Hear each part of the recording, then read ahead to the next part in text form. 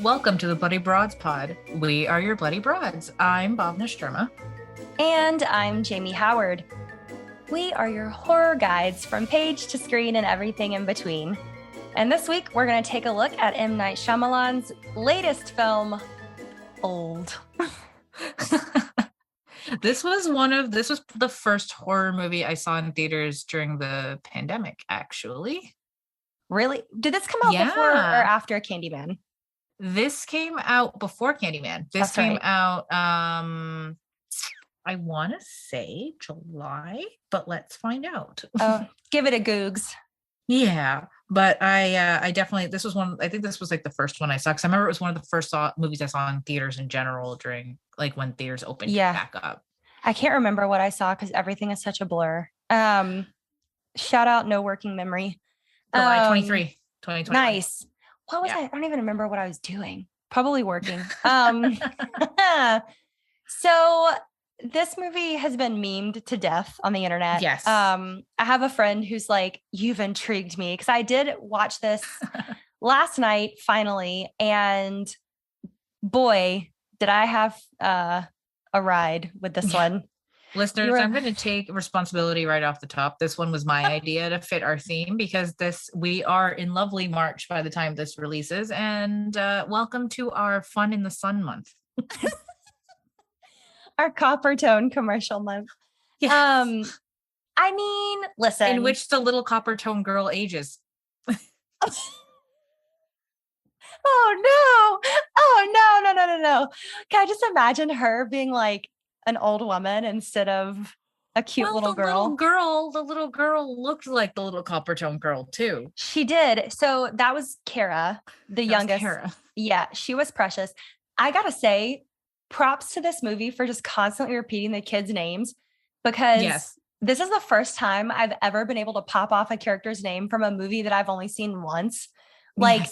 Okay, so right off the jump, I just want to address, I say it all the time, and I'm probably going to get some snarky comments for this. I always say that horror is the inevitable. So you would think, aging, something that inevitably happens in life, would scare me and I would be into this movie, because it's how I've defined horror so many times. So deeply incorrect. This movie was Jamie Lee Curtis Freaky Friday gif here. Yeah, I'm old.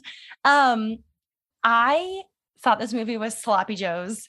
The plot was all over the place. The details were all over the place, which is not something I expect from M. Night Shyamalan at all. I expect his details are usually very tight. Yeah. I mean, Lady in the Water. Also, I'm a The Village stan. So same. We love The Village here at this pod. Do not at us. We will eventually cover it. It is one of my favorite chapters in the book that is folk horror. But I don't know, y'all. This did not click with me at all. I mean, I don't know. This was one where, like, I don't know if it was because it was the first time I was able to go to the theaters in so long that I'm not as negative on it as, like, I probably should be. Because it was more like, I get to see cinema. I know. It's so beautifully shot. You recreated the Nicole Kidman AMC commercial. Yes. It was just like, but also it was like added that layer of like, it's the middle of July and I wish I was on a beach. I know. Even if it aged me like my entire life in a day. So I will say that there were parts of this movie where I was genuinely scared, which is nice. It's refreshing. It was tiny pockets. Like, I spent most of the movie going like, is this a body horror? Is this a psychological horror? Is it both? I mean, porque no los dos. Like, can be, but I don't think it did either very well. I mean, I take that back. Outside of the scene where they cut the tumor out of Priska, that was body horror and it was disgusting and I liked it. And also, I forgot Crystal in the cave. Yeah. Okay. That's it. Okay. So when that's one of my favorite tropes in horror is like your flashlight keeps bouncing on and off and like it's like cut scenes of the horror, or in their case, like you're striking matches and you're only seeing a couple of feet ahead of you and this thing is getting closer and closer to you. When the daughter says it's already healed and, healed incorrectly, it's already set incorrectly about her arm breaking, the mom's arm. I was like, okay, they're going to start doing it to like her legs and like eventually she'll just not be able to move. Wrong. Yeah. They made her look like they made her look like Betty Spaghetti with like, I don't know why. They made her look like a stiff Mr. Fantastic. Oh God. Yeah, oh my God, that's so much worse. Yeah. So again, beautiful gowns, great gowns. Great gowns. we loved the setting. This was like if White Lotus and Lost had a baby. Yes, that's exactly it. But also on the White Lotus note, I find welcoming committees to be inherently really creepy. Yes. When I get off of a plane somewhere, like I don't want to be greeted by anything. I want to go to my room and like refresh myself, or immediately get a drink from the bar. Like both. Yeah, not a pre-made cocktail that they made for you based on your preferences. Which every single woman who's ever gone out to a bar, immediately, I know we were just like, you're just going to hand me a drink that I didn't see made? Okay. Like, and that I didn't order. I know. No, thank you. So yeah, there were so many red flags in this movie. And I found out, the ending chief among them, I found out that this was based on, not just in watching this, but when it was being advertised, everyone was like, oh my gosh, it's based on a graphic novel called Sandcastles. And it's by Pierre Oscar Levy and Friedrich Peters. I'm sure that's not how he says his name. Should put a little spice on that. I have not read it, but I do know that it has a completely different ending. It's apparently way more nihilistic, which I don't know if that's good or not. Like, I don't know how I feel about that. And not to jump too far ahead, like, I actually kind of like the twist, spoiler alert, of his twist. It's not my least favorite. No, the ending is actually not awful. When I say I'm critical of the ending, I don't know if I like it. There's other reasons. Yeah. All right. I'm going to try go some kind of order. Yeah. Right. So we get the welcoming. So this family, they're on a vacation. You get the semblance that there's nothing that, it's a little bit rocky between the parents. Like, I forgot her real name, Priska's real name, but she was in Phantom Thread. So I immediately was on high alert. I was just like, ma'am. Literally my favorite Paul Thomas Anderson movie. Yeah. I'm like, ma'am, are you going to somehow poison your husband for fun? Like, is this what? Kinda. Yeah. Fuck. But yeah, you get the family, the kids are like oblivious. They're little. They're like 6 and like 10 or something like that. Like, just like, or like 6 and 8 or something, super young. They don't care. They do not know the ways of the world. So they get to this like crazy, amazing resort. And there's this welcoming committee that like greets them, and like they're like, oh, based on your preferences, we've made you some welcome cocktails, and they each take a drink. And I'm like, one of the lines, and they get to their room, it's huge, it's fancy, it's like a super fancy resort, and she's just like, can you believe I found this place online? I'm like, no ma'am, no I cannot. Like, how did you just get a good deal on this place? Because you get the sense that neither of them make a lot of money. Like, she's a museum curator and he works in insurance, but like, he's an actuary. So I like his whole job is which that little through line in the movie killed me. Every time that something was going on, he was like calculating the risk and the cost of it. And I'm just like, wow, you're a barrel of monkeys. Like, you're super fun to be around. But all the characters were like that. All the adult characters were defined by their job and how much, and like, just their job, because the brother would come up to someone and say, what's your name and what's your occupation? This child. I was like, who took this child to a Applebee's happy hour? Like, so he makes friends with one of the, like, there's this kid that's hanging around the resort. You find out that he's I'm just going to call him concierge man. Dollar store Tim Roth. His nephew. He does look Swedish, like dollar store Swedish Tim Roth. So he the kid's name is Idlib, I believe. And he makes friends with him, and he's just like, oh no, like he does the, you know, little foreboding, like, oh, I don't have any friends, but you're gonna leave, so, you know, fuck this type of thing. And Trent, the child, Priska and Guy's child, he was just like, it's okay, my mom will let you FaceTime sometimes, maybe, and like, you know, you can come visit, and then like we can grow older and go to the same college together, and then get a house, get an apartment and mortgages. We can get mortgages together. I was like, what? Also, full disclosure that was me as a child. Like my parents joke that I was born 30, and I've just been, aging ever since. So I get it. I do. Right off the bat, we're being introduced to all these characters who are joining them at the resort based on their age and occupation and their name. And God, does this movie run that into the ground? The doctor, everyone calls him doctor instead of his name.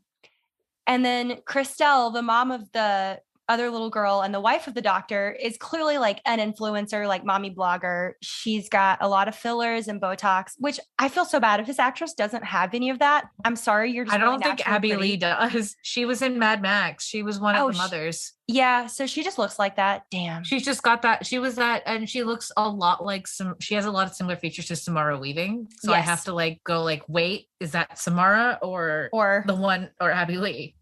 And Mad Max is in my top 5 movies of all time. It's so funny because the psychologist that gets stuck on the island with them immediately starts trying to like therapize everybody.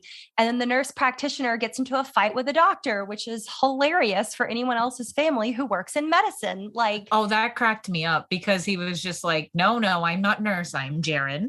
Yeah, I'm Jaren. I'm sorry if that's your name, but some of these names in this movie, I was like, I thought of Jaren Hogarth, if anybody has watched Jessica Jones. Yes. Yeah. Okay. I thought of her, but. So that would have worked for me if this would have been a satirical movie or like a meta movie, not to, drive it home too hard.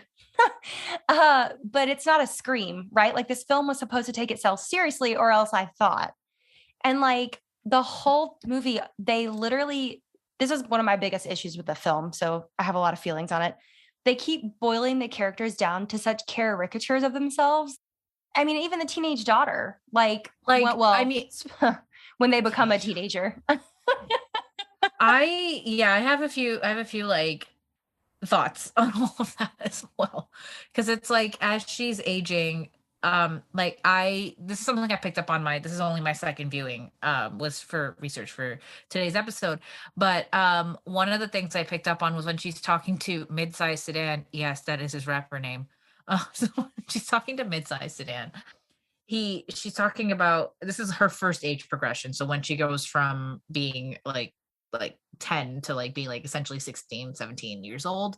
And played by Thomasin McKenzie, who was also in Last Night in Soho. So please go see that movie. Not that it needs my support, but I said it like 10, 15 times on this podcast, but just please go watch it. Anyway, so she's telling him about her dreams, and she's talking about like how, oh yeah, my thoughts used to be in colors and they used to be less colors, but they were loud, and now I have more colors and they're soft. And I'm like, that's an interesting way to put it. I was like, is she like neurodivergent to like what is going on with her? This is what I wanted to spend a second on too, because to me that sounds like she might be autistic. Maybe. Yeah. Or just only because my friends that I know that have described similar things. But also I obviously thought of just how a neurodivergent brain processes information anyways. Anxiety and ADHD can make you remember things a certain way, or like remember certain sensations as sounds or colors. And there's also the people that can, taste, like they associate certain tastes with certain colors and stuff like that. Yeah. So I thought that was just interesting to throw in, just given that everybody else has some kind of physical ailment or mental ailment, which you find out it's a doctor. But essentially you get an introduction to all these people, not all of them, but some of them, like at the breakfast table, and then they all get picked to go on an excursion to an exclusive beach that is nearby, like a private beach that the resort either owns or has deals with or whatever. And this is where you get the M. Night Shyamalan cameo, which if you guys have been watching any of his movies, you know he likes to pop up at least once or twice. He was Stan Lee before Stan Lee. The Village is actually my favorite cameo of his too. I love his cameo in The Village, but I like this one because I think this is the most chatty he's been in his cameos. He's not just like, I'm just a background guy. Literally the most he's ever talked in one of his movies. Right? Like, so he was the driver in this one. So he drives them and he just takes them to the edge of like the little parting between the cliffs so that they can just go down. And he takes out the bag and stuff. They pack them lunch or something for the day or like a couple hours. And they're like, oh yeah, just go. He's like, just go through these, like this little narrow entryway. And then the beach is just around the corner. Blah, blah, blah. We'll be back to pick you up in the evening. Like, and then he also says, like, make sure your passports, like everybody had left their passports and stuff in the safe. Like, did you guys leave all your stuff behind? Da, da, da. This is where things start getting suspicious because I forget which character, but one of them was like, oh, dog, you're not going to help us with the box. And it was Guy. Like, no, it was Guy. Yeah, it was Guy. He's like, we have an old lady, like an older woman and like we're all middle-aged children. Men.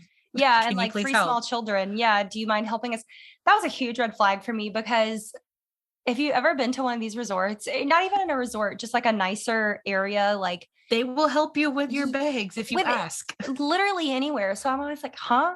So we meet the other characters, the doctor, the mom of Kara, that he's married to, who's like a mommy influencer, the grandma of Kara, so the doctor's mom.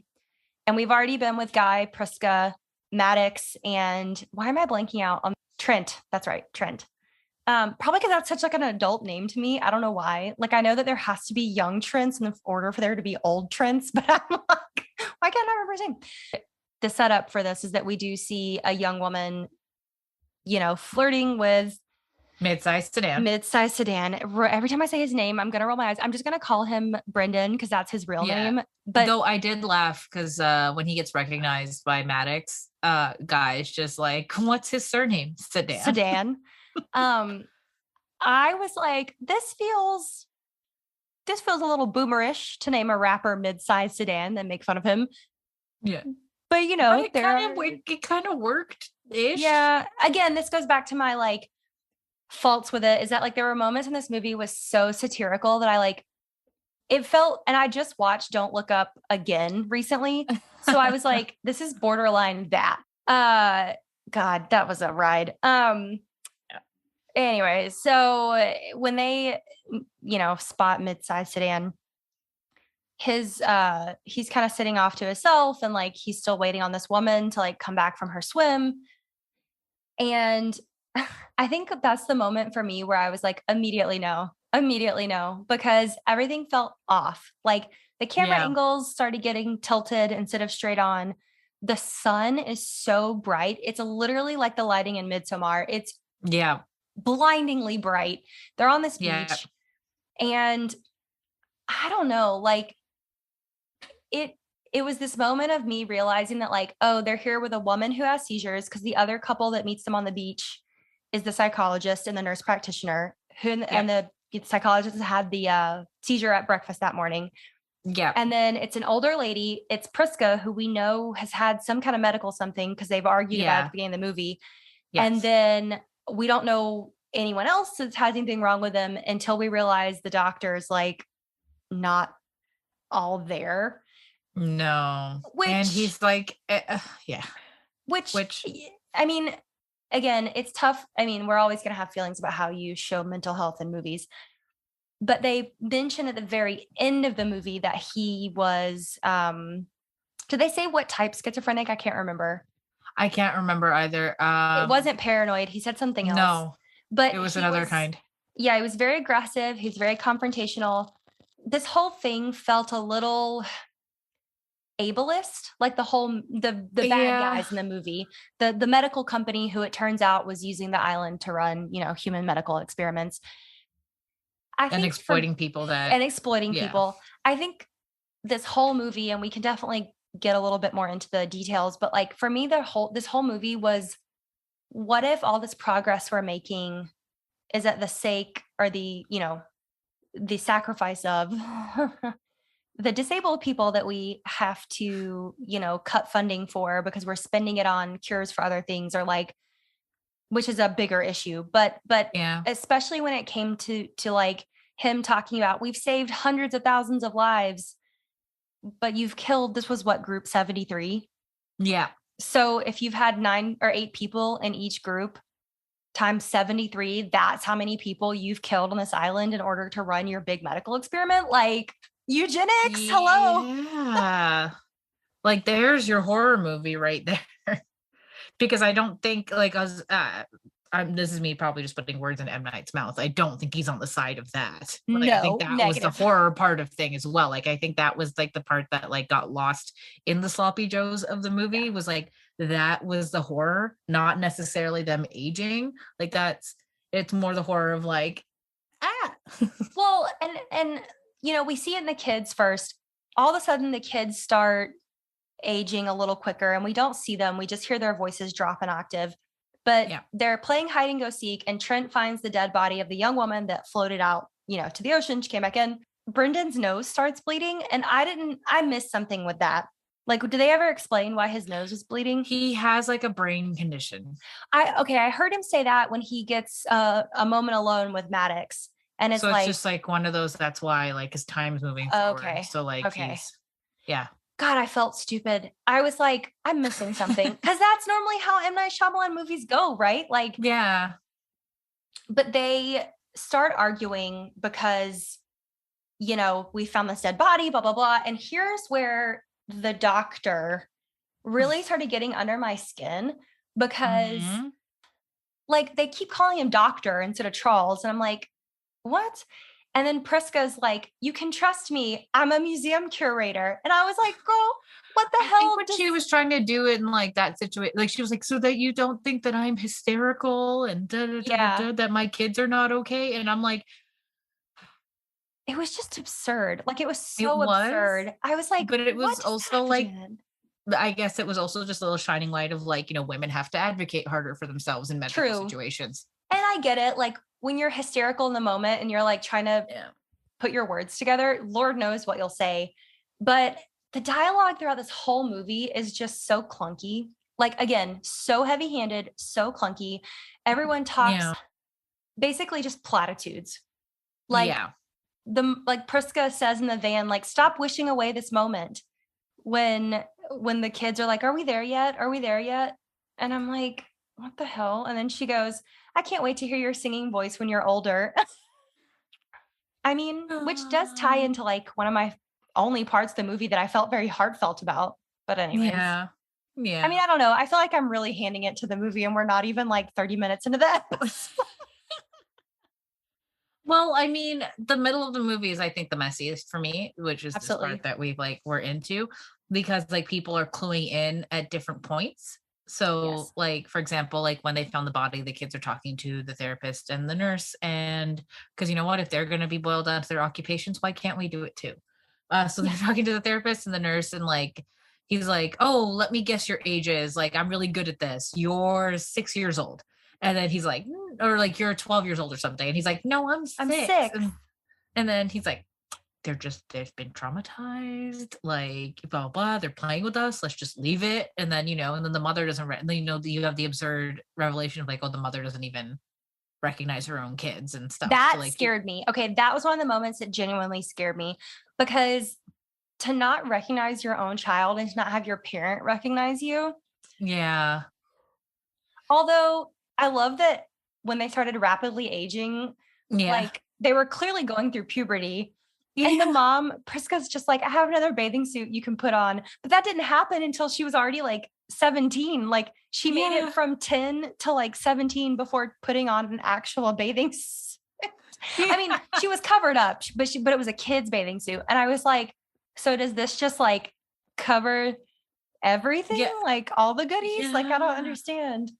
Yeah, like I'm pretty sure that the mother didn't bring like a sexy piece of lingerie to the No. beach, but still, like, woof. I know. Then everybody starts aging, like the kids start aging like rapidly. And this is the part where I'm just like, this is a comedy. Cause like at Truly. one No, point, truly. yeah, like sorry, the Charles's mother dies at some point. Well, she's old. So obviously if you're gonna age your whole life in a day, she was already like, because the Charles was played by Rufus Sewell. I don't know Yeah. how to pronounce his last name, but like amazing British actor. Um, which side note, glad that they made the British guy the racist boomer. I know, not easy. The American. Thank you, M. Night, for our people. I mean, it's a movie not made by for our people, Bhavna. It's a movie made by an Indian guy. It's for our people. Yeah. God. For our people. So anyway, the mother dies, the dog dies. Then you cut to Kara, who was like, I think like 5 or something when this all started up, and she's a teenager. And then like her and Trent, so the boy and the girl, they're just in like this little tent, Trent in a tent. So they're just lying in there, like they're holding each other, like, which if they were 5 and 6, whatever, that would be the thing to do. But then cut to like 20 minutes later, after the adults are still running around like chickens with their heads cut off trying to figure out this whole thing, and she's pregnant. I was disgusted. I was disgusted. And I know that it was an innocent thing because he says it. He's like, did I do it wrong? When Guy is like, Trent, like what you guys did is how you make babies. And he goes, did I do it wrong? I lost it. I was like, oh my God. So tocophobia is the fear of being pregnant, like being 9 months pregnant and seeing it kick. I know that other people I'm going to get dragged for this. I know that other people find that like super sweet and like life is precious, blah, blah. Great. Love that for you. If you want to get pregnant, have children, couldn't be happier for you. I have, I'm the friend's aunt kind of thing. But personally, do you know how viscerally scared she was in this movie? This actress, this young actress is great. She's phenomenal. She is. And it made me cringe. I was just like, oh man, oh God, like she's going to have this baby right now. And yeah, I mean, in true M. Night fashion, like he cuts away from it when she's actually giving birth. Yeah, like he doesn't, that's one thing I'll give this movie. He cuts away from the really gross stuff. Well, as soon as, to fast forward a couple of minutes from this birth scene, when Kara starts trying to climb up the rock to escape, to get out of this part of the island that seems to be aging them so quickly, when she fell, I'm so scarred from Midsommar. I was like, not again.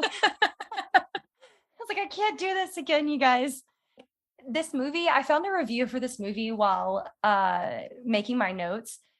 And it's from El Mundo, from Luis Martinez. And he said, and this is translated from English to Spanish, so y'all forgive me if it's not like word for word, but he said, it's as brilliant as it is perfectly idiotic. And that's exactly how I felt about this movie. Like when it was good, it was peak M. Night. But when it was bad, I was like, I don't know if I'm going to make it through this. I texted Bhavna, like, I still have 40 minutes of this. Yeah. And I was like, I'm sorry for making you go through this, but it fit the theme. Okay. No. And there are people I'm sure we'll hear about it. Like there are people that like this movie a lot. Yeah. And we're not shitting on you guys either. No, like I'm sure that there are people who like, this is their favorite, Listen, we like Malignant. We don't have a lot of legs to stand on. All right. Same. Right. Because it is absurd. It is fun. It is all the stuff. Listen to our episode. But if you want more thoughts, because this shit ain't free. It is free, guys. It is free. We're not charging you. But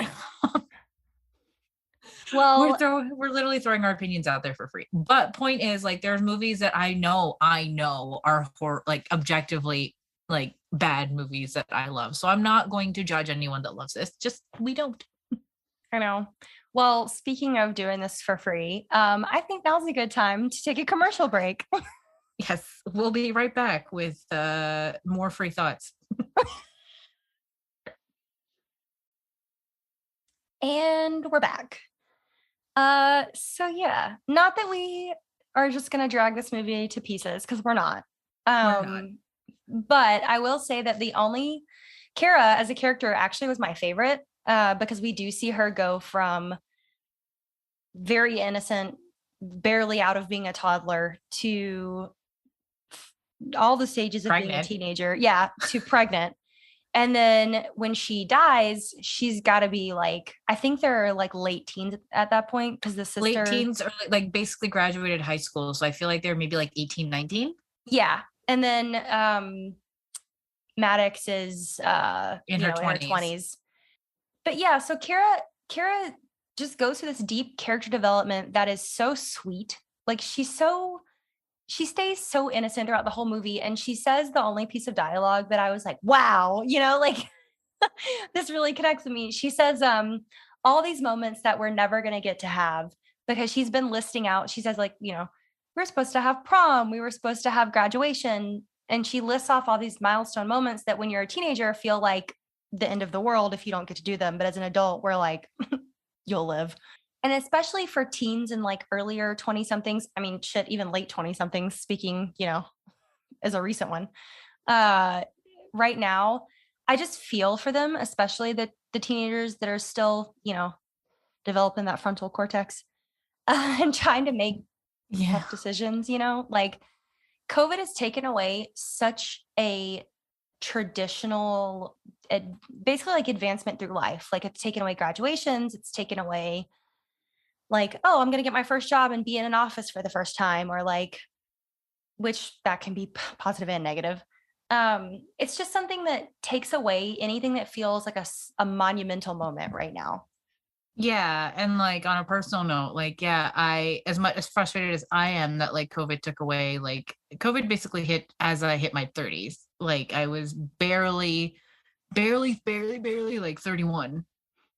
Like when COVID hit, 2019. Yeah, 31. I was 32. I don't know. I'm old, right? The fact well, that not old. I feel struggling old. with how to do the math in the pandemic, you guys, because listen, I don't know when you're listening to this, but if you're listening to it right when it comes out, we are like fresh on the 2-year anniversary. So I'm sure we'll have some kind of like feelings about that.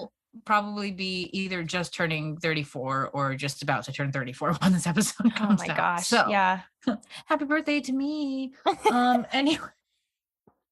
Anyway, like the pandemic hit right as I like, not to sound cliche, but like, the 30s are your new 20s. And it's totally true. It's like, I had my 20s to like kind of muck around at being an adult. And once I hit like, not magically when the clock turned midnight when I turned 30, but like Cinderella.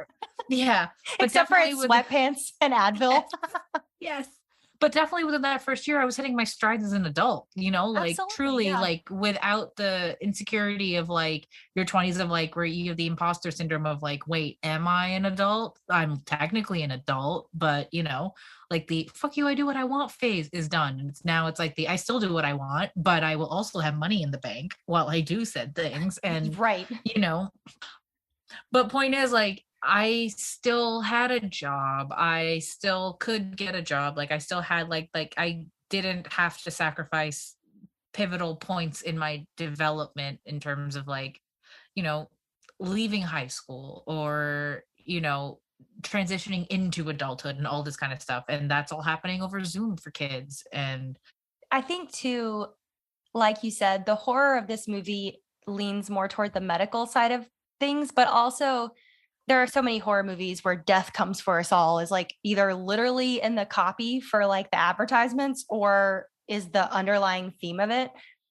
Yeah. But it's a days and weeks thing. And this is what is a guy figure out? Isn't it like every 2 minutes is 3 years or something like that? Something like that. Yeah. Cause he makes a joke. Prisca makes a joke at one point. It's like, oh, we just aged or so. No, Maddox makes a joke later. And when Trent holds her face, it's like, we just aged, I think it was like 3 years or something. Yeah. In the time in 10 that you seconds. held my face. Yeah. Yeah. It was something crazy like that. And again, I think with a heavy-handed aspect of this movie was that like what to do with the time we have left. Because that part of the movie, after everyone else had died, was really the only part that felt very cohesive. It felt like its own separate little thing, like the moment where they're holding each other on the beach. And I'm very close to my brother, and it definitely struck a chord with me. But they were like, we're gonna die soon. And he goes, well, do you want to make a sandcastle? And I was like, oh my God, like very I know. Yeah. No, I liked their friendship as well. Like, I'm not as close to my brothers as like those two are, because there are three of us. So there was at least like enough of us to bounce off each other. We had a spare. It's like one of us wasn't talking to one, then we just kind of bounce off to the other one. Oh, y'all pull in the Voldemort. No, kill the spare. Kill the spare. No. We enjoy the spare. We like having the spare. We like that there's three of us. We like outnumbering our parents. There you go.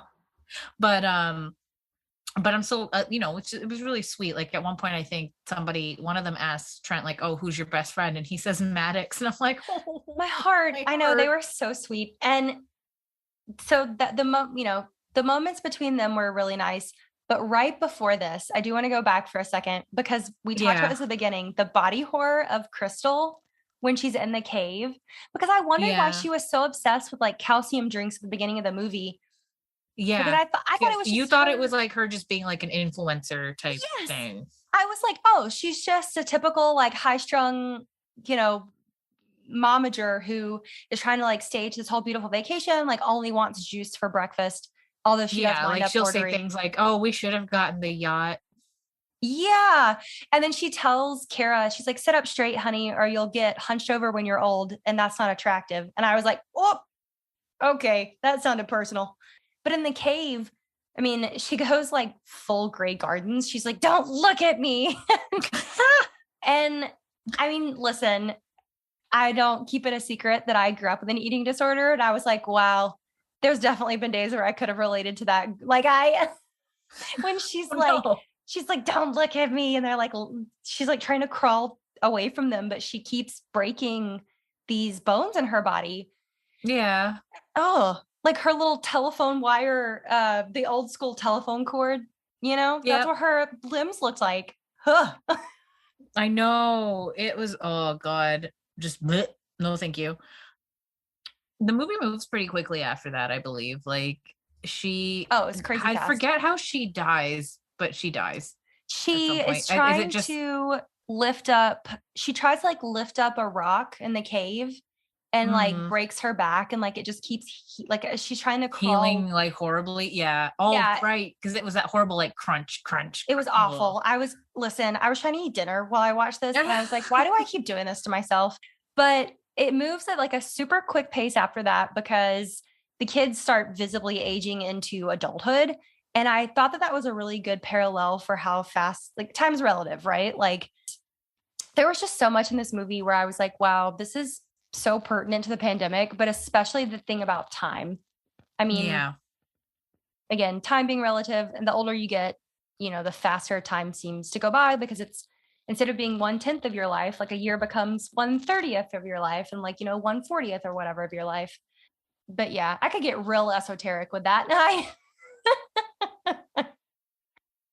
That's like in season 1 of The Good Place, when the bad place demons come and visit, and she's like, you're snorting the concept of time. And they're like, yeah, it'll get you real fucked up. And I was like, wow, can relate. So at that point, they argue with the doctor, and Priska cuts the doctor with one of the rusted knives that's on the beach from all the other picnickers.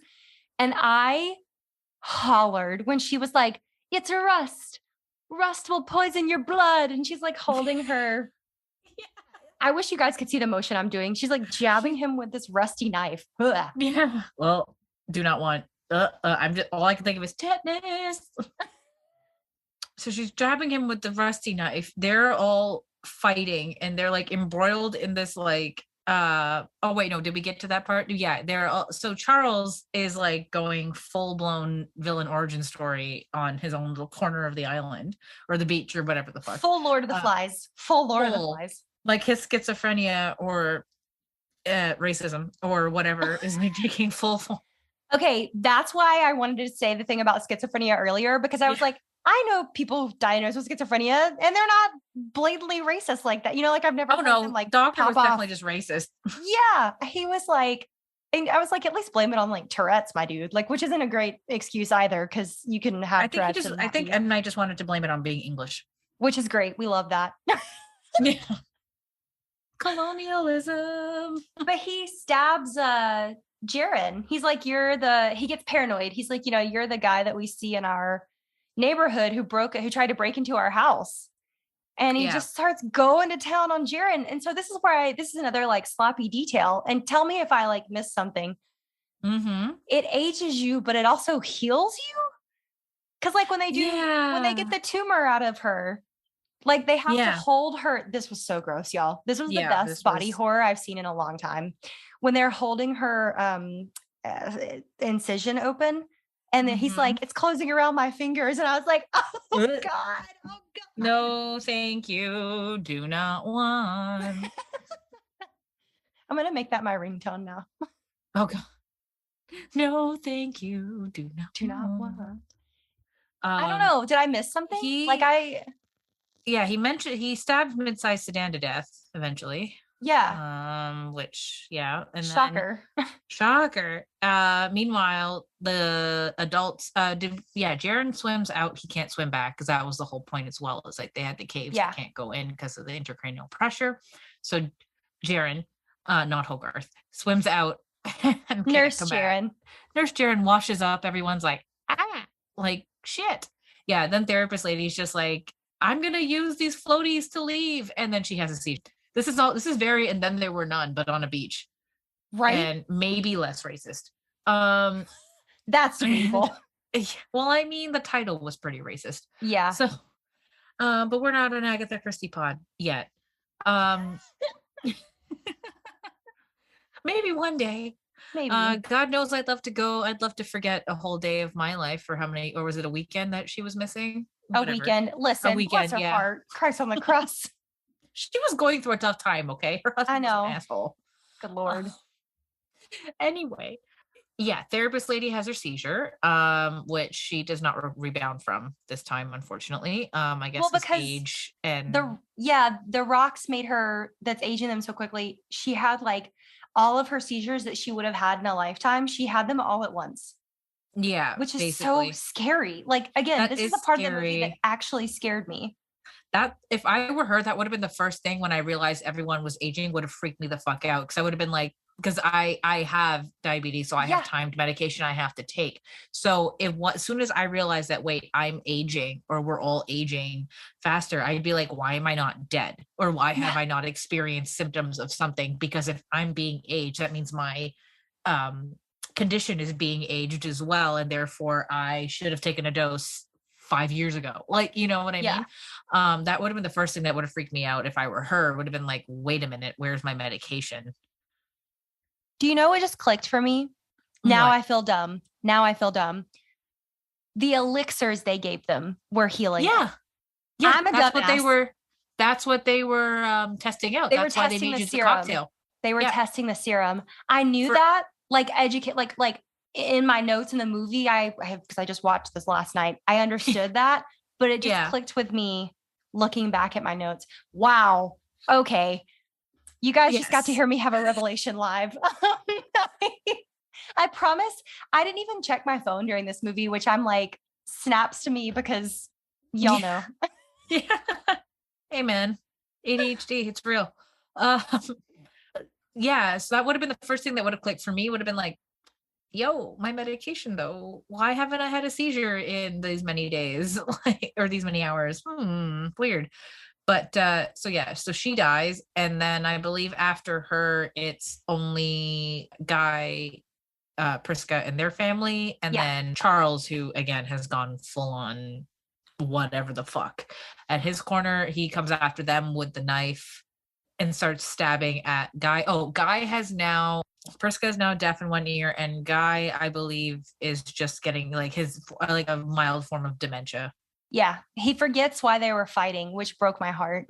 Yeah. Oh, there was one scene that they had like Priska and Guy on the beach, like somewhere in the middle of this mess, where like he was just like, I saw your messages. Like he says romantic things. I don't say romantic things. Like I get it. And I was just like, I know. And I figured, I know, especially Gale, as portrayed by him, I should say. That's such a trope in horror movies too, of like in any movie, but especially in horror, of like the parents are trying to make it work for the kids kind of thing, but like they've given up. Literally, there were so many moments of this where I was like, God, like, and this is no shade to the CW because I enjoy many of their shows, but this really could have been a CW show in terms of the emotion. Yeah, it really could have. I would have loved to have explored more of these characters' backstories, because the problem isn't even the characters. I liked all the characters. I wanted to know more about all these characters and all the throwaways they were giving. Like M. Night did a good job of building the intrigue, or like giving us a reason why to give somewhat of a shit about these characters. Maybe not as complete of a shit about these characters, but as we would have liked. But it's not like I didn't care. I did care about the characters. I did want them to survive. And at some point it ended up being more of like, okay, well, who's going to live? How are they going to get off this beach? Are they just going to perish on the beach? What's going on? Yeah. And this movie was only an hour and like 48 minutes long. So it could have had maybe 10 more minutes to give it that nice, even, 2-hour mark. Yeah. Maybe that would have helped flesh out some of that, because I wanted to see more of the pre-island other couples and families. Yeah. Not just the main family. Mm-hmm. Even if we just got like a little snippet or something, like, yeah, some kind of flashback. But when we realize Priska's gone, they everybody else is dead. They're on the island now. It's night. And Trent and Maddox realize like, hey, our parents are not going to be here in a couple minutes, not even hours, like minutes at this point, because they're so old. They end up stabbing Charles to death. Yes. And that's when the rusty knife that made me laugh so much. And it cracks me up. That's because it's old people fighting. That's what made it so funny. I was like, am I supposed to be laughing at this? It looks like bad grandpa. Like, I was like, because it was just like, no, I'll protect you. Yeah. And he rusted from the inside out like the damn Tin Man. He literally started like doing the robot. And I was like, I'm going to lose it. Like, because of all the tetanus. Yeah. And I know that like medically, that's probably what it would look like. It had to have been, because again, but it would have been like slower and progressed over like a couple of days. And M. Night Shyamalan, like we said, great on details. Like, I'm sure that's what it would have looked like, just progressed. But holy shit, did it make me laugh. I was like, why is this man busting a move? And then he just like, he gets really stiff and then like falls over. Yeah. So he looks like a fainting goat. And I was just like, what? And then he's like twitching, and I don't know. The body horror of this, again, very scary. It actually scared me. Because it cracked me the fuck up. I can't lie. We're all dying, just some faster than others. That's like the theme of this whole movie. Yeah, right. But the parents don't last the night. They pass, and then the next day you cut to it's just Maddox and Trent, and they're adults. And she's played by Embeth Davidtz, better known to most of us millennials as Miss Honey. Well, I literally went when she came on screen. Because I didn't look up anything else outside this movie. I saw the one trailer, and they don't show her in the trailer that I saw, at least. Yeah. And so I didn't know. And I just like, oh my God, Bhavna, Miss Honey. Like, Miss Honey had abs. At one point, they like showed them in the water. I was just like, Miss Honey does not skip like core day. Core day. Yeah. She looked great. And that's when they say my favorite line about like, do you want to build a sand? She's like, we have about 13 hours left. And he's like, do you want to build a sandcastle while we wait? And I was just like, damn. So to my understanding, that comment is from the original sandcastles. Yeah, because obviously sandcastles. Build a sandcastle. Right. Yeah. That is more of the tone of the original source material from what I've gathered, because it has a nihilistic ending. Yeah, you see, while they're building their sandcastles, they're just talking, and Trent and Idlib, who became friends, if you remember our little friend Idlib, who has the best frowny face ever. Like his frowny is just so exaggerated. He does the Florence Pugh frown, and it's adorable. Him and Trent were trading like little, notes to decipher, as pretty much every child that at least I know of did something like that at that age. Like I grew up with Encyclopedia Brown and Harriet the Spy and Nancy Drew, all that good stuff. Who didn't decode stuff? Like, I thought I was Harriet. I thought I was Harriet the Spy. Like, what chokehold did being a spy have on us as children? Was it Carmen Sandiego? Did it start there? Carmen Sandiego. Yeah, I think so. Carmen Sandiego. And then like, you know what? A little controversial take. I'd say Magic School Bus to a degree. You're not wrong, actually. You know what my favorite episode of Magic School Bus is, by the way? That one with Is the it the music. bats? No, well, that's cute too. But the one with the music at the haunted house, or they think it's haunted, but it's the vibrations of the sound. Listen, that blew 6-year-old me's mind. I was like, low, low, low, low, low. Wow. When I say I haven't seen that episode in 20 years, I mean, I haven't seen that episode in 20 years, but I could still. At least 20 years. At least 20 years. Oh my God. You just had a Miss Frizzle moment, guys. You're welcome. Well, where were we even going with this? We were talking about spies in the 90s. I grew up with, the secret decoding stuff. My favorite was and I learned this from a book, which in it, there was a page where you could learn how to make secret messages. And it was literally just the lemon trick. Where you take lemon with the invisible juice, ink. Yeah. And with the invisible ink, and you just write it out with like a toothpick or something, and then you just burn it or hold it over like a candle, and then the message will appear. So that was my favorite. Anyway, these two kids had that stuff, and Trent goes, bloop. I remembered I had a message from him. We thought we were so cool. And Maddox is like, well, why don't you go and decipher it? And I'm going like, I know it's been a day, kid. You could have done this a while ago. I literally said, where was this the whole movie? And right. I know that you have to build conflict. I know it. But I could have done with them dealing with the aging and the figuring this shit out at the same time. So he figures it out and it says, my uncle doesn't like the coral. And all the light bulbs are going off in these kids' heads because like originally Trent was like, well, why don't we try and build like a metal tube, or if we had something to like protect us from the outside, essentially a barrier, blah, blah, blah. So he goes, maybe the coral is our metal tube. Yeah. And then which I don't think we mentioned, but they were being observed the entire time by a medical team, which ends up being M. Night Shyamalan who's observing them, because there's a few points in the movie where like people are like, that's a camera, or like that's a reflection up on the cliff. They keep saying like, oh, I saw something shiny, and I was like, oh, are they hallucinating like because of the rocks? This is that moment where I was like, I'm overthinking this. Turns out I was underthinking this the entire movie. Yeah.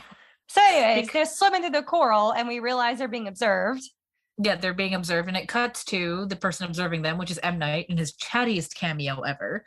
It was like, okay, final 2 subjects deceased, trial like 73 has like ended, blah, blah, blah, coming back to base. And we're like, really? This was to quote Robot Chicken. What a twist. I literally thought that was going to be the end of the movie, and I was ready to riot. I was texting you like that gif of Kermit typing on the typewriter. Yeah. I was like, I paid $6 for this. I rented this for $5.99. Like I was so mad, y'all. I was Ted. Yes, but it didn't end there. Thank God. This was a satisfying ending. This is probably one of the most satisfying M. Night endings of any movie, and that's why it will not be on my shit list. So fair. There are worse movies I've seen and way less satisfying endings I've seen in my life. So I am not going to put this movie on the shit list for that. The ending was fucking great. So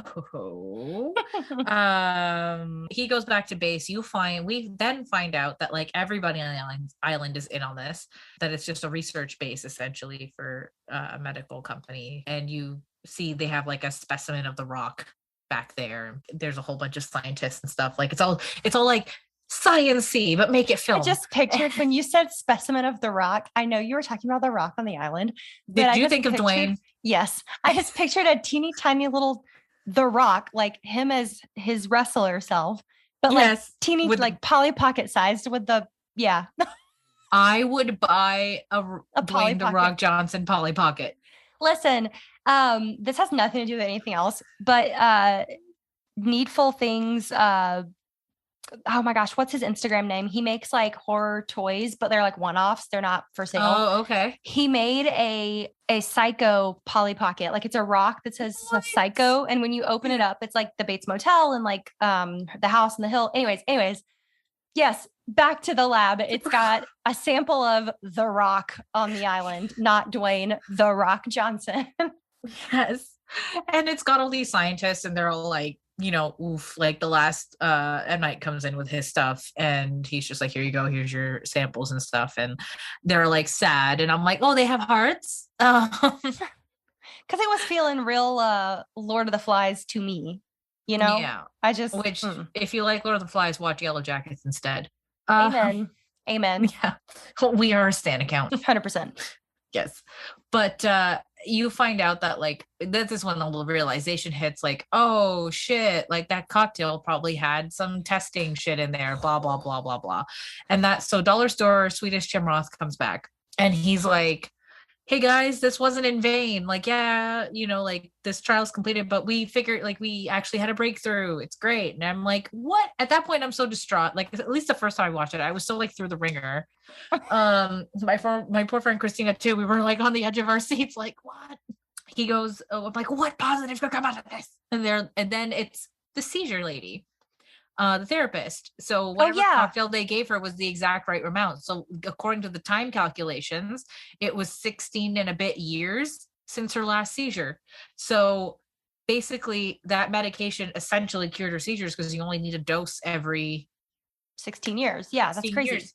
When this movie had come out, it was like we said, July 2021. So this was just after I was maybe fully vaccinated for like, I want to say a month at that point. Yeah, same. So no, I don't even want to call it discourse, but you know, all of that nonsense was at a fever pitch.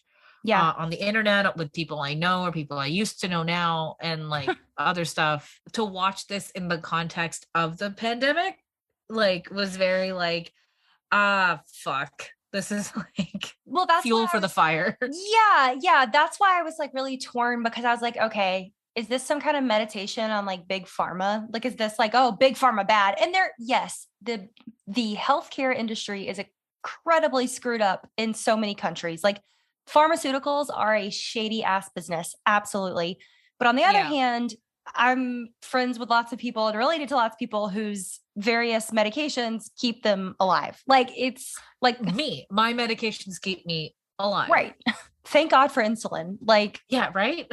It's like, and it's like, it's not just, and I don't take these and go like, okay, whatever, I'm just taking them, like, you know, but I'm like, I trust my doctors. You know, like I trust my side effects. I'm very diligent about that. Like I keep track of like, I'm like, okay, what are the side effects of this medication? Like, how does this affect me? Blah, blah, blah, blah, blah, blah, blah. And I know that like these weren't developed in a bubble, you know, like I know that there's probably a lot of trial and error. And like, especially if anybody like, knows the story of some of these drugs, like, you know, that we all have today. Like a lot of it started out this way. And like, I feel like we just never lived through all of those times. And during that time, a lot of this stuff wasn't publicized as much as it is now. Like there weren't as many federal regulations. There weren't as many like reports, documents, things that had to be made available to the public. So like, I feel like this is sorry guys, we're going down this road, I guess. This is the first time we're all living through it. We're all kind of stumbling through it, but like with more of the public eye. And yes, that's where things get open. Like just because you're privy to this information doesn't mean you're an expert on it. Yeah. And you know, too, so many people have said like, oh, the vaccine was rushed, when in reality, it's based on had been science. Worked on. Yeah. Yeah. It had been worked on way before this because COVID was a thing before 2020 and 2019. COVID was a family of SARS, in the same family as SARS. And what did we all have that outbreak of back in 2003? Right. God, I remember that. And just being so freaked out then too. Yeah. But thankfully I was a kid, so I didn't have to worry about too much. Yeah. You know, this whole thing, again, I think it's kind of a look back on like what we're willing to sacrifice for progress. And it's so funny because I know some anti-vaxxers somewhere like going crazy about this movie. They're like, yeah, see, like it's a message. And I'm just like, I don't think it was that kind of message. And I'm not trying to put words in his mouth either, but to my knowledge. I don't think so. Cause I'm pretty sure he had, given the timing of this movie came out, pretty sure everything was already approved before the pandemic. So like, yes. I'm very positive that none of this is like a coded message from him or whatever QAnon nonsense you want to use. But like I said back near the beginning was like, I think that this is the horror part of the movie. Cause not so much that, oh my God, they use these people as a free trial and like, you know, they have no heart. A 24-hour free trial. It's more so like, this is behind the scenes, y'all. Like, that's the part that's the horror to me. It's like you guys have this and it's not like a controlled, people aren't consenting. It's the non-consent. That's the horror to me. Yes. That's the part to me that makes it the scary part, that it's like, okay, because it would be different if I did, like, if I was like, okay, somebody was like, hey, we could probably cure your PCOS completely, like no symptoms, nothing, and revert you back to like picture perfect health. But all you got to do is go to the silent and you got to sign all this stuff and blah blah blah blah blah. And like these are the risks and this and that and the other thing. I'd be like, fuck it, all right, let's go. Right. But like this was a mother, fine. Priska was resigned to die. Yeah, she didn't want to have surgery. Yeah. Yeah, she was resigned to die. She's different. But what did the epileptic therapist do? What did the schizophrenic doctor look like? He didn't really want this to be public knowledge. Yeah. So I feel like he didn't really choose. Crystal might have chosen this. Yeah, I feel like of all the characters. Yeah, because she was the most vain one, but her disease was the one that was going to affect her outwardly the fastest, with her having osteoporosis. So yeah, so young too. That hinted at a couple of other problems to me, Yeah, you mean like if she had other issues as well? Yeah. Because that's like usually when you get it to a bunch of other things. Yeah. And I think what you just said is so right, because to me, it made me think of the Tuskegee Airmen experiment. Like, oh, yes. The Tuskegee experiment in general. That was my first thought. And then there's been history in the United States and all across the world of forced sterilization, where women are told you're going to get X, Y, and Z, gynecological care, but it actually makes them sterile. I forget the name of it, but there was a huge one that the United States, I believe, did in Puerto Rico. And left like essentially almost an entire generation of uterus bearing people. Yeah, that's so. Oh my god, I can't even think about that right now. Like, it's so. To me, that was like you said, exactly what this movie wound up being so scary about. Yeah, that's the part that scared me, was the non-consent in the trials, which I hope. I mean, I haven't read any interviews or seen any interviews by M. Night for this or any of the publicity. There wasn't much, but I haven't seen any quotes or anything. But like, I feel like maybe that's what he was angling for. Like, maybe not that specifically, but like that vibe of like, be careful what you like sign up for, or like, be careful what you wish for. Vacation's not just a vacation. Jesus. You could be signing up for medical trials. But you brought up a good point. The first thing I thought of was the Tuskegee, was it syphilis? Yeah, it was syphilis that they injected. Yeah. And you guys should look that up. There's a few good podcasts out there actually on it. If you don't want to read, I think Behind the Bastards. Behind the Bastards did one, but also You're Wrong About. Yes. Did a great series on it. Stuff You Should Know has done episodes on, like, that whole family of podcasts has done a bunch. So there's a lot out there, which is also the yikes point of this movie, where it's like you said, this is probably, fuel to the fire for a lot of people who think a certain way about certain medical things that are going on in the world right now. But anyway, you find out that yes, this the epileptic cocktail thing that they came up with for her was perfect, and like they're going to now market it and sell it. Then you cut to them welcoming another family. They're like, oh yeah, he's a great like candidate, blah, blah, blah, blah, blah. And you actually get, this was, he had MS. And then this is where you get this was a really good line by one of the scientists. He was like, I think we should really separate our patients with the mental issues from the ones with the physical issues. Cause look at what happened. Like Sedan shouldn't have been stabbed to death. So they're welcoming the welcoming committee's out. And now it's a sinister welcome committee and not just a vibe. And the drink gets knocked down. They're like, it's okay. We'll just make another one for the couple. And he's just like, I wouldn't drink anything that they give you here. And you find out that Trent and Maddox survive. Yeah. And they're just like, get fucked. They find the cop, because I guess this is why they went around and asked everybody, like, who are you and what do you do? And they find the cop and they're like, here's like a diary that we were keeping of everything while we were gone for the day. Basically, it's like, I'm Trent. Like, they're trying to be like, we were the kid. They find the beginning of that diary buried in the sand. Remember, it's all the stuff from the people that were there before them. Yeah. So someone that was there before them in one of the experiment groups had kept that diary of like, here's an address book of everyone they've put through this experiment.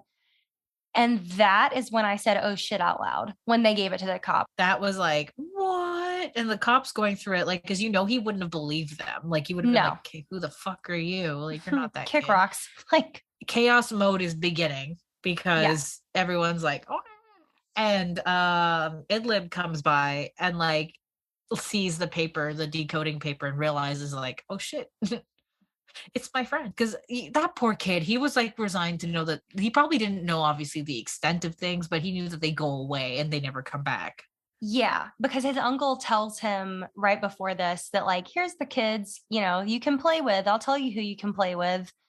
And God, that was so sinister. Right. So sinister. I was like, the fuck? So you get that moment, and then you get like, that's when like stuff's actually like starting to wrap up. So like, cops are coming, they're gonna get them shut down, blah blah blah. They and finally you end up with this helicopter scene because they're being flown out, and the kid's aunt is waiting for them at the airport. And the cop asks them like, hey, how are you guys dealing with this? Like, how's your aunt taking it? And he was like, how would you feel if your 6-year-old nephew was calling you as a 50-year-old? Not great, Bob. Not great. And that's what you missed on Lost last week, you guys. No. Where were my polar bear monsters? And my smoke monster? I want you to go first with your closing thoughts, because I have a couple more closing thoughts, but they're short. Fair. My closing thoughts basically are, this isn't the worst M. Night Shyamalan movie I've seen. I feel like he got a few things right, but not enough things right for it to be a great film. Like, there were a lot of sloppy moments. I feel like the middle could have been a little more structured. Yes. A little more structured. Or maybe shave a character or two off.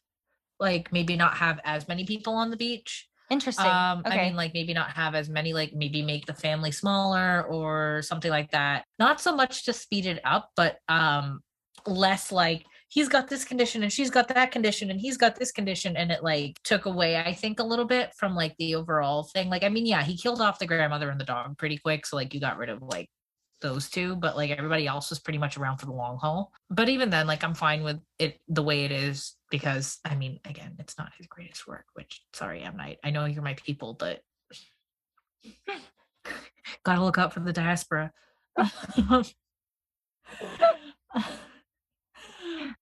Making Indo-North Americans proud since the late 90s. Woo! He actually got Bruce Willis to show up to advertise for the film. Good job. Good job, buddy. Good job for his own movie.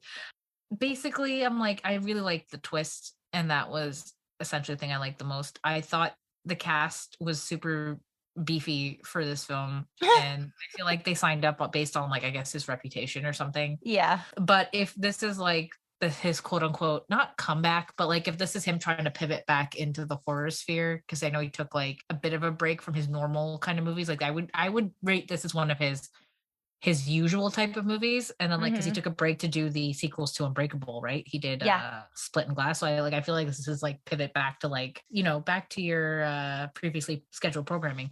Not bad. I would love to see some more from him. Like, I want to see what he's seen next. Like, this isn't going to stop me from watching his movies going forward or being excited for them, but I can definitely say like, skip it if you're not really feeling it, or you're not really attached to anybody in this movie. Skip it. Yeah.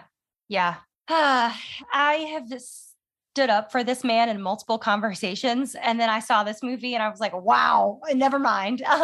Not that extreme, but I will go see whatever he does next. I'm always interested, but this really could have done well as a mini series, even though this was already a short film. I say short, hour and 48, Hey man, some of these movies want me sitting there for 2.5 hours. I'm like, I can't be committed to being scared for that long.